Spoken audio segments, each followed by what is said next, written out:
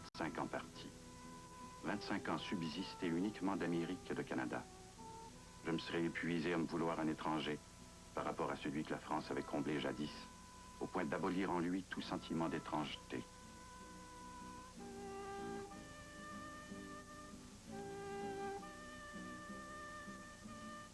Me voici tel un amoureux au terme d'une longue séparation, jaloux de tant de vie écoulée sans moi.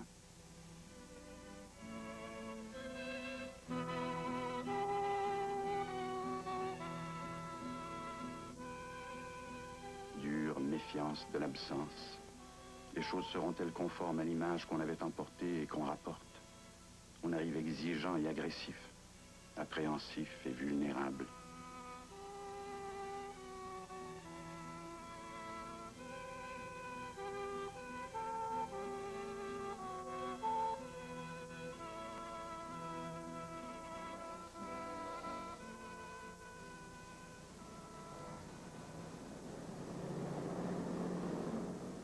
Est-ce donc là ce que Paris est devenu? Un garage où on ne finit plus d'entrer ou de sortir? La ville s'est tout entière livrée à la fascination de l'auto, aussi bêtement que New York, plus sottement que Chicago. Débauche de vieilles folles, en passe de perdre ses derniers restes de charme et de dignité.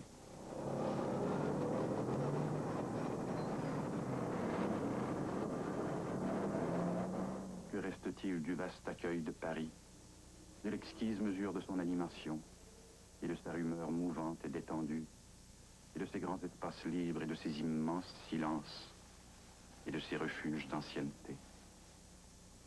Comment retrouver sa place et ses aises d'autrefois, en cette énormité étouffante et pressée de toutes parts, au milieu de cette impatience grondante, parmi cette urgence innombrable?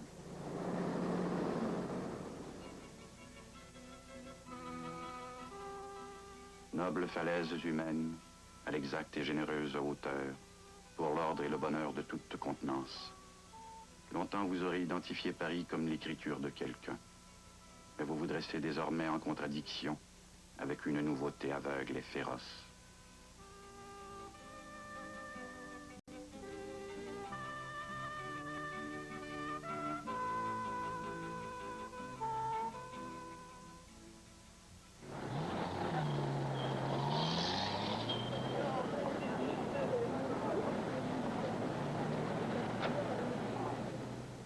Fourmillement d'uniformité, pullulement d'indifférence. La foule la plus personnelle du monde est absorbée par un flot anonyme et démesuré qui vous emporte sans vous porter.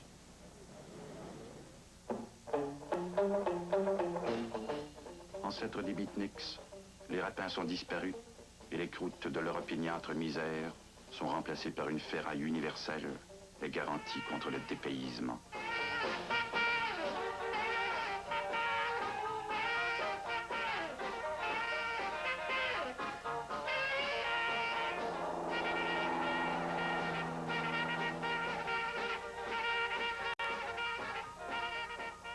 Aimable cauchemar.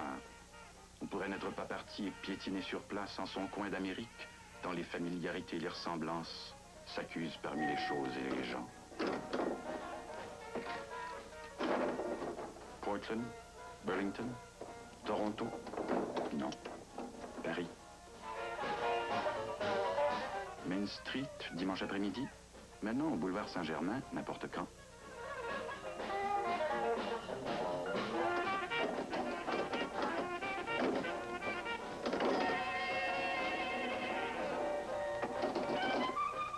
Trois-Rivières, Valleyfield, Sherbrooke? Mais non, Paris, Paris. Personne n'a su ou n'a pu me prévenir assez. Le revenant que je suis était parti de trop loin, et maintenant il est chassé de toutes ses familiarités. Je refais d'anciens parcours, et je vois mes lieux d'autrefois occupés par une faune incompréhensible, où je les retrouve cernés par le bruit usant de la ville débordée, ou envahis par l'appareil importé de l'abrutissement.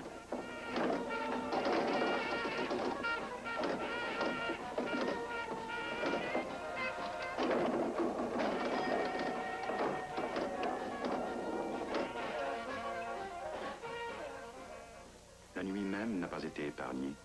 Elle baigne dans la lumière crue de la banalité, empruntée au vide clinquant du drugstore. Ces ombres ont fui et la rêverie les cherche en vain.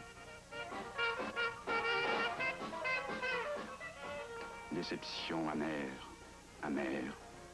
Elle étrangle un désir trop longtemps exilé de sa vie. Mais je pressens un malentendu, et du fond d'un besoin infaillible, à travers une angoisse grandissante, mon désir ressurgit en avidité. Et je cherche dans la foule le visage de la vie que j'ai tant aimée. Je vais la reconnaître. J'apprendrai son secret.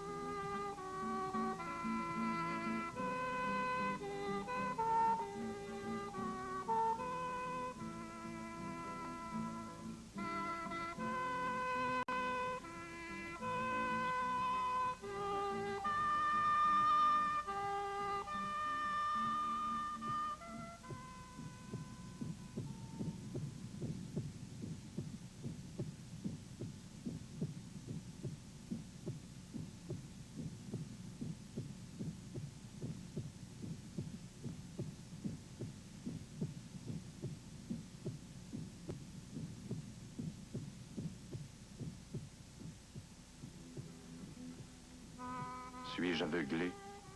Même si l'image vivante de mon attente est passée devant moi, je ne l'ai pas reconnue à travers le flot intolérable qui l'emporte. Je ne reconnais plus rien. Tout me déconcerte et m'exaspère. Tout me fuit.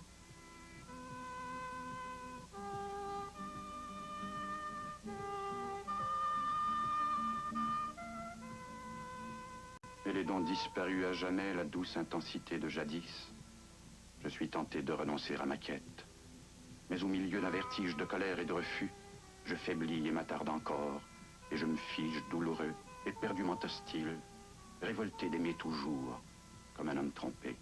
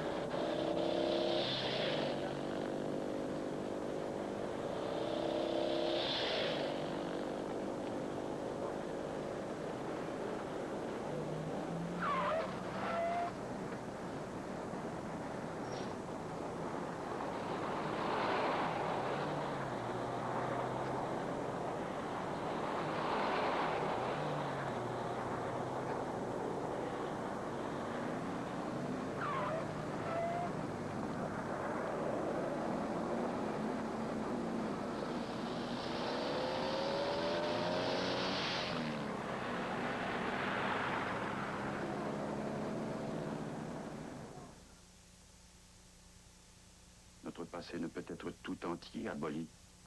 Il reste les choses. Ancienneté massive, substance intacte des souvenirs, puissant apaisement de la permanence. Voici la matière immuable de mon temps et sa forme indéfectible. Mais où est la vie? Il n'y en a pas beaucoup de vie, dire plus qu'en un musée. Or, si c'était le musée qui contrariait la vie et l'affolait, faudrait-il le condamner? Hélas, les choses se condamnent toutes seules. Elles n'abritent que misère et vieillesse. Illusoire sécurité du passé, inécusure et effritement.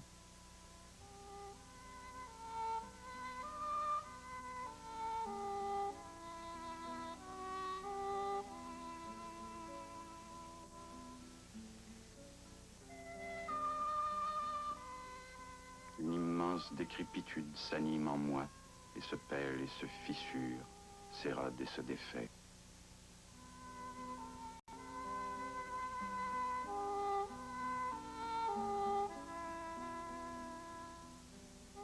Vieux dieu, vieille déesse,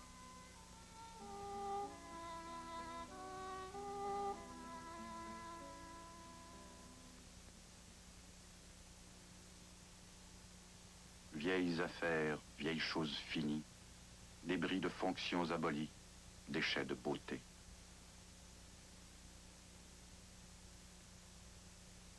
reliques décrochées, tombées du passé. Elles attendent un rôle, une place improbable dans l'actuel, une retraite pour l'avenir. Ah, quand même, les demeures de ces choses, les grands lieux de leur faste et de leur opulence. Je m'en sens encore tout proche et creusé.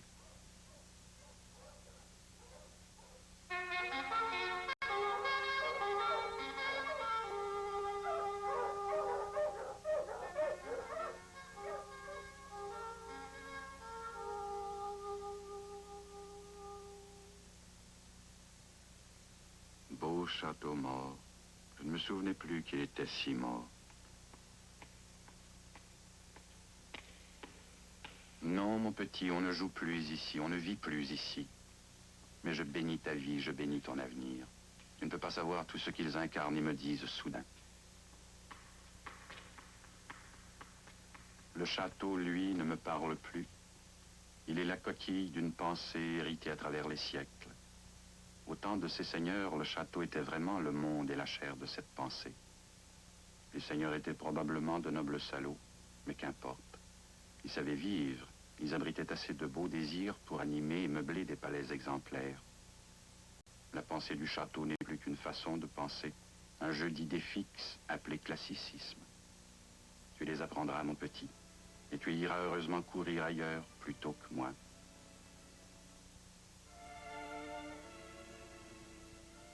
Plus vite que moi, revenant, qui aurais attendu jusqu'à ce jour pour vivre la mort du château et ma mort au château.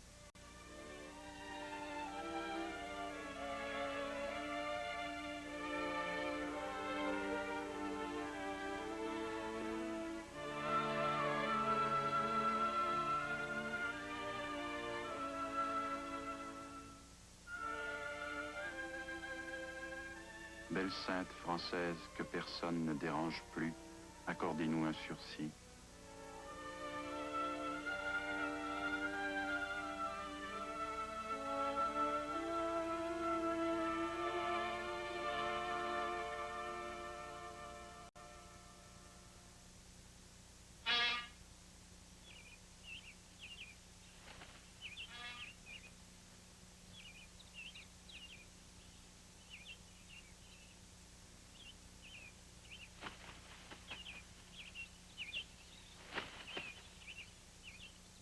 Il y a encore des châteaux où se tiennent des seigneurs, radieux de beauté classique, en paisible accord avec sa forêt, ses prés, ses vignes, soudés au roc, liés au sein de la terre par les cordons de ses grottes, où les gardent bêtes, vins et grains.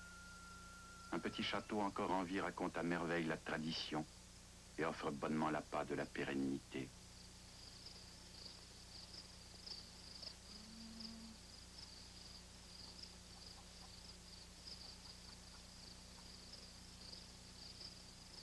Le petit château ne trompe pas puisqu'il vit, mais il n'en est pas moins un piège tendu à côté de l'actuel et hors les urgences de l'avenir.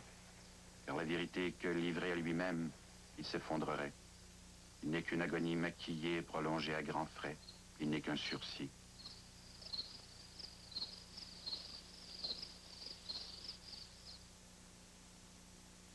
Ailleurs, il y a longtemps que le sursis est expiré. Fascinante assurance. Presque partout, le passé semble se vouloir toujours l'aspect dominant, la forme la plus authentique de la réalité. Non seulement la forme, mais la matière, l'épaisseur, et le rêve d'une réalité perpétuée depuis des millénaires.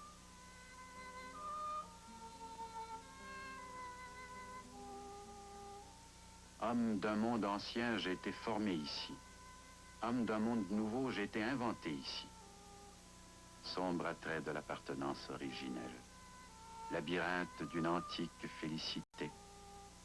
Le passé resserre maternellement ses parois et sa peau de pierre m'enveloppe d'une tendresse pétrifiante.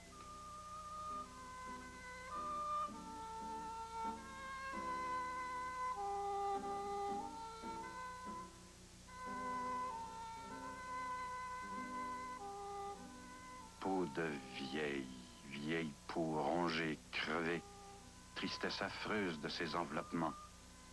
Je m'arrache au revenant. Qu'il reste ici, lui, moi je suis trop neuf pour cela. Je veux la vie, Je veux la vie sans respect.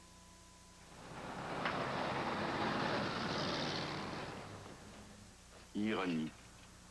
On s'élance vers la vie sans respect, et voilà qu'elle se présente occupée au respect minutieux d'un risible anachronisme. C'est que les liens avec le passé tiennent à autant de petites que de grandes choses. Il faut que la pression de l'actuel devienne intolérable pour que soient abandonnées des façons si vénérables, pour qu'éclatent des cadres si prestigieux et que soient livrés au service du quotidien la beauté d'espaces si glorieux.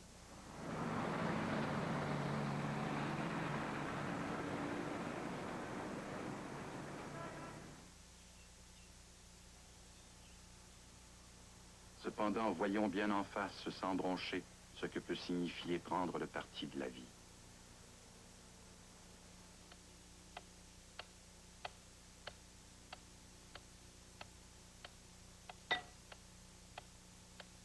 Paris est investi et le siège entrepris aboutira fatalement.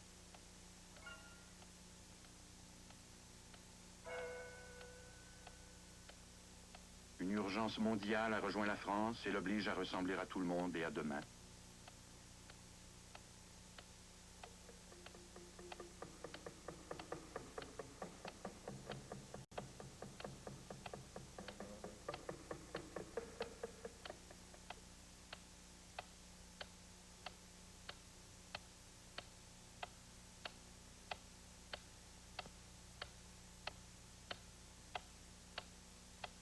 Vieille ville, vieux village, adieu. Ils étaient faits pour durer, pour une durée qui était celle du Moyen-Âge, que nous liquidons sous peine de mort. Nous les quittons, nous les dépassons. Nous allons vers des réalités hier impensables.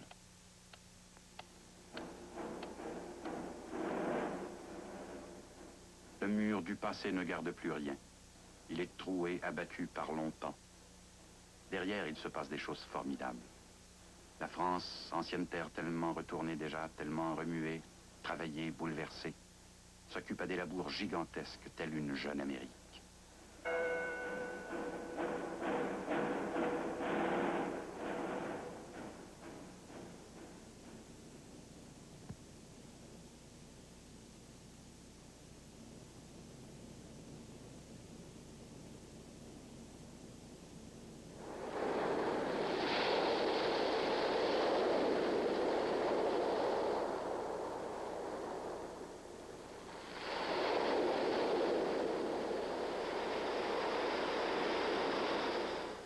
La mer, pas l'océan, mais la Méditerranée, la mer unique et incomparable, cause d'une exclamation qui retentit depuis l'Antiquité dans le cœur de l'homme occidental.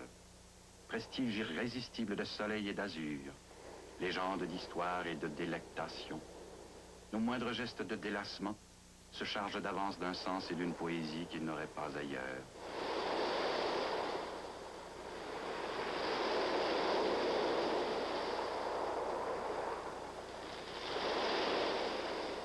Et pourtant, c'est un peu comme aux chutes Niagara. Que voulez-vous qu'on en fasse? Eh bien, puisque la Méditerranée est un bord de mer, on se baigne et on se bronze, tout comme ailleurs, sans plus.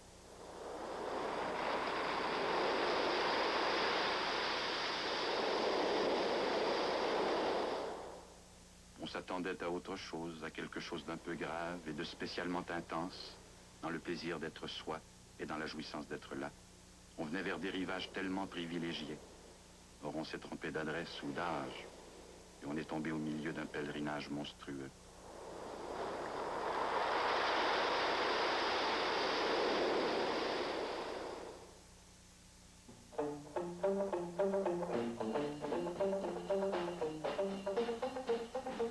Nous sommes chassés à jamais d'une exclusivité. Elle-même, un des suprêmes lieux réservés de l'Europe n'existe plus. Les autres l'ont aboli, les autres sont là, le peuple est là. Il a pris toute la place, horriblement nombreux, désastreux. Nous l'aimions beaucoup, au fond, parce qu'il restait chez lui et qu'on pouvait aller le voir comme au musée. De fait, le peuple français était un musée, il ne dérangeait pas. Aujourd'hui, il a les moyens, il peut aller n'importe où, même si c'est beau. Découvrir n'importe quoi de son encombrement d'affreux prochains.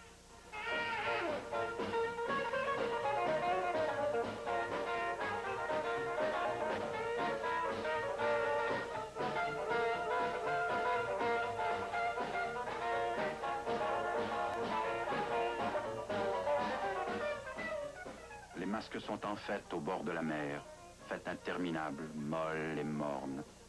Comment n'être jamais?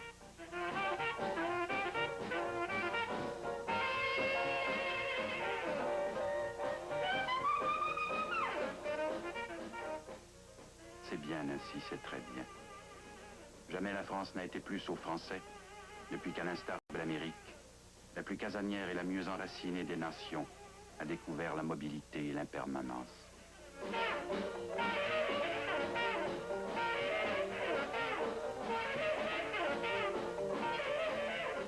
Prendre le parti de la vie, vouloir la vie sans respect, oui. Mais cela ne saurait se faire à moitié, cela n'admet pas de réticence, cela ne souffre pas de retenue.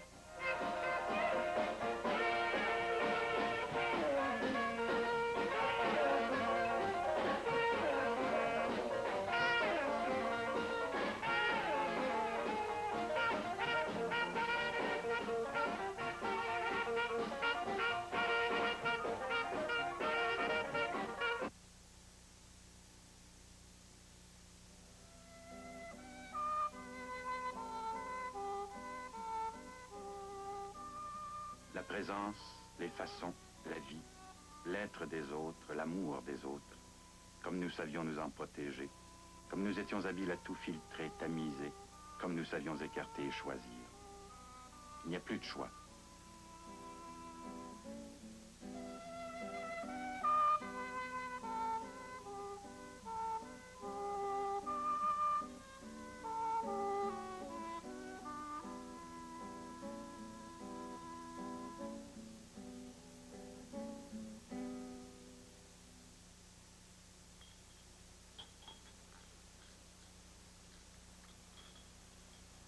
Nous sommes enfin arrivés pour vrai.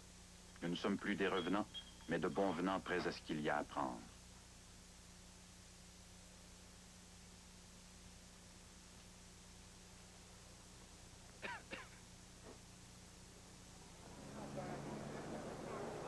Rien n'empêche plus les aises de notre familiarité.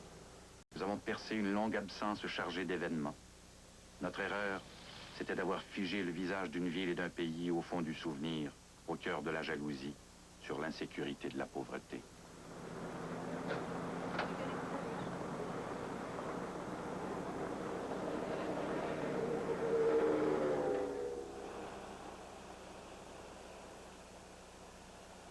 Paris et la France, enfin habités, non plus seulement revisités, nous offrent l'aliment inépuisable des gestes de leur simple existence. Leur vie est imprégnée de tant de richesses secrètes et portée par tant de liberté, d'accord et de franchise, que son spectacle se déroule comme un poème et un enseignement indéfini.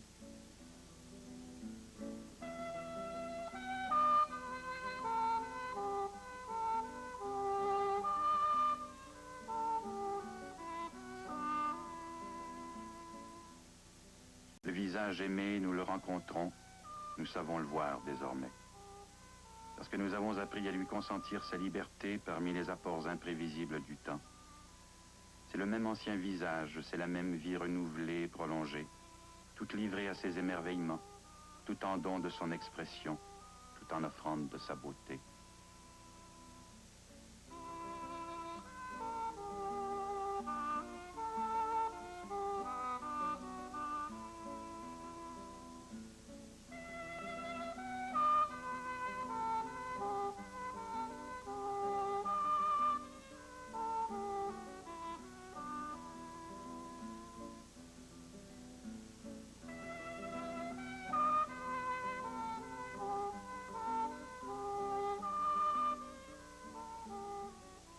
Elle peut s'en aller maintenant, nous la reconnaîtrons partout.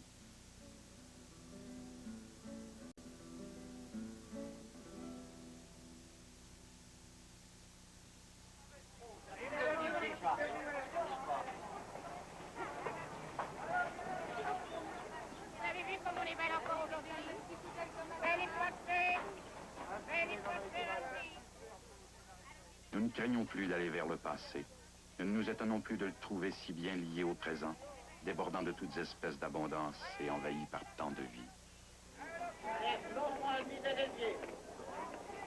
100 francs, la demi-tête de cochon et le pied, dis donc. Profitez-en. 100 francs, j'ai dit. 145 minutes, des bons gâteaux ce soir.